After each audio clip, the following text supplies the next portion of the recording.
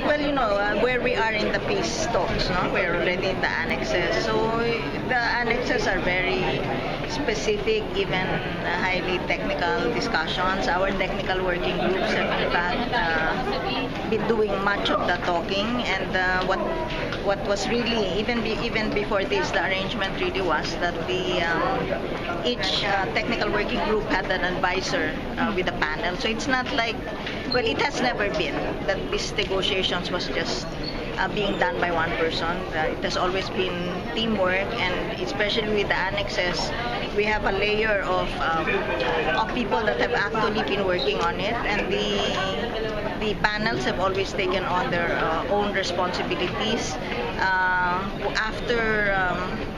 After Justice Leonen's name came out, with very high votes from the JBC, then we just became more conscious that maybe in the last meeting that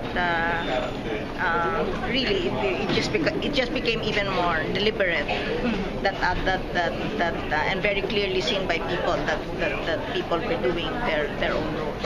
Only in the way that every time, every chair has a specific style, has particular ways depending on the personality. It would be, I think, in the way that personally the table, the assignments, the coming to consensus would be done.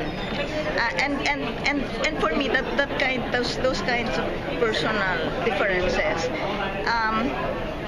You can't, it's not one is going to be better than the other. Each one will have to have their own style by which they carry this. And as far as the substantive positions are, our protocols there, our principles in the way we come to position, especially with the clarification with the cabinet and getting the president's mandate, that will be there. Ang mag-iiba na lang yung paano kakargahin.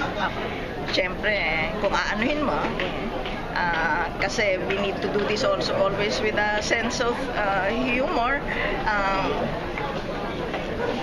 Kahit na dyan, iba, yung how you carry it lightly is going to be different, and that's not positive or negative.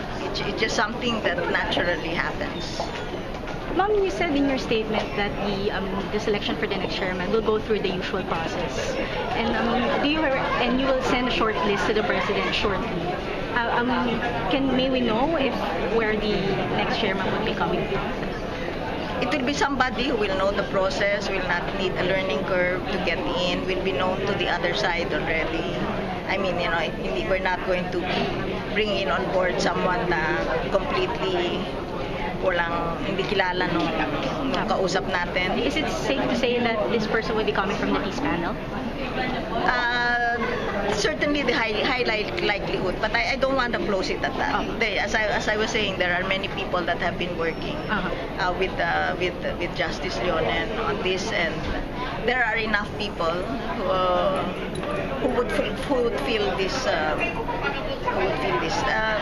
It's a short list, but just to I don't want to. I don't want to, and I will never preempt the prerogative of the president. This is, as you know, this is the president's peace process. It is his team. In the end, we give recommendations. Our experience is the president in this matter has always given due attention, given weight to our recommendation, but it's his decisions. I will not say anything at this time beyond that. Yesterday, La Sherdas mentioned something about MILF Chief Negotiator Mohagar Iqbal's letter to Justice Leone. Yes. And Iqbal mentioned that the MILF is ready to work with anyone from any gender or ethnicity. Yes. Can you expound more on that? And why do you think he had to mention? Well, because that was a real concern of the president. I think that can be said. I think openly he has been saying that the matter of Justice Leonen there was never been a question naman about his capacity, his competence, his integrity to be able to sit in the Supreme Court. The President's main concern had always been this will mean taking him out of the peace track, and what will that mean. So for us, it was assuring that the MILF, well, I think it's important to say this. The MILF said winning the peace is not just on the table. If we are really going to have a lasting peace and justice, they recognize the value of strengthening our institutions and reforming our institutions, and that what they had seen with Chair Leonen was that he had the way he had performed he had acted on the table was that they would be happy to see that in the Supreme Court. And then, of course, the next question is, okay, you can see that, but what about kung sino yung itatapat namin sa inyo? And again, it is, I think, with great maturity that the MILF said, our negotiations have never been with a person. We are negotiating with the Republic of the Philippines, the government of the Republic of the Philippines. So we can work with anyone. I think the important thing here to remember is our principal is the same. That's the President.